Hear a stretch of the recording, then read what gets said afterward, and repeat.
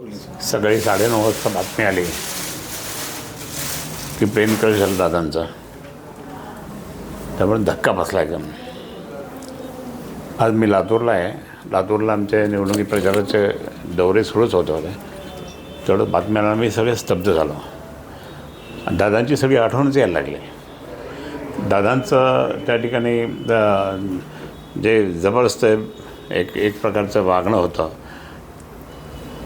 शिस्तबद्ध होता, सगळ्यांना घेऊन चालणार होते. कोणत्याही राजकीय पुढारी असो त्यांच्याशी त्यांची मैत्री होती.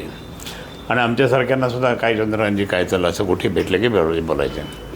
आणि आम्ही अनेक वर्षापासून बरोबरच होतो ना. विधानसभेतसुद्धा आम्ही बरोबर होतो. नंतर मग लोकसभा मग ते मंत्री झाले वगैरे वगैरे. आणि आता उद्धवसाहेबाच्या बरोबर त्यांचं काम खूप चांगलं होतं. उद्धवसाहेबांनीसुद्धा त्या ठिकाणी त्यांना काही असेल पण दादांना विचारलं, पैसा निधी आहे का पाहावे नव्हते का. दादा म्हणायचे बाबा नाही आहे, आपण पाहू काहीतरी करू ॲडजस्टमेंट. पण त्या विभागासाठी विकासासाठी ते कधीही त्या ठिकाणी मागे हटले नाही. ते त्या ठिकाणी पूर्णपणे त्या मदत करायचे, कोणीही असो कार्यकर्ता होता. पण कार्यकर्त्यांना जपणारा नेता होता. कार्यकर्त्यांच्या पूर्ण जपणारा नेता, कार्यकर्त्यांना पूर्ण मदत करणारा नेता होता. आणि एक जबरदस्त म्हणजे आत्ताच कुठेतरी काकापत्नी एक झाले आणि पुणे, पिंपरी चिंचवड किंवा बाकीच्या ठिकाणीसुद्धा त्या ठिकाणी एकत्रपणे लढायला सुरुवात केली होती. आणि तो एक दृष्टिकोन पाहिला तर त्यांचं एक स्वप्न अर्धवट राहिलं, ते म्हणजे मुख्यमंत्रीपदाचं. दादा असे म्हणायचे मला मुख्यमंत्री व्हायचं, ते राहूनच झालं. असं नेहमी भाषणात मिश्किलपणे कधी कधी म्हणायचे. आत्ता 4 दिवसापूर्वी त्यांचे बाईट इतके पाहिले, इतके जबरदस्त बाईट होती. मिश्किलपणे सांगणं, हसवलं बोलवलं एखादं. असं काय माहिती की दादा 4 दिवसानंतर जातील. दादा एक म्हणजे तुम्हाला सांगतो की माझा ना अजितदादांचे संबंध खूप वर्षापासून मित्रत्वाचे होते. आणि आम्ही ज्यावेळेस पाहायचो ना, आज शिवसेनेसाठी सुद्धा त्यांनी खूप म्हणजे उद्धवसाहेबांसाठी खूप जबरदस्तपणे साथ दिली होती.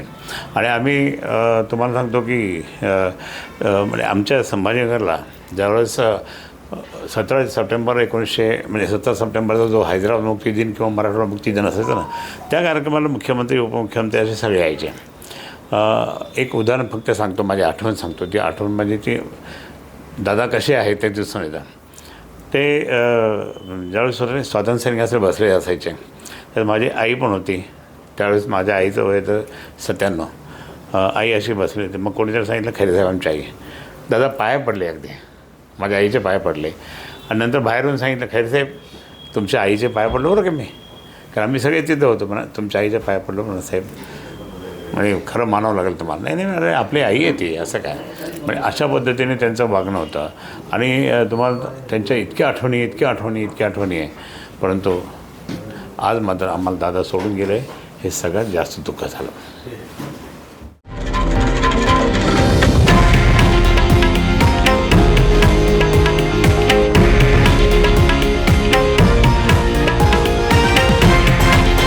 हे आहे देशातील नंबर 1 न्यूज नेटवर्क आणि आपण पाहत आहात TV9 मराठी, एकमेव.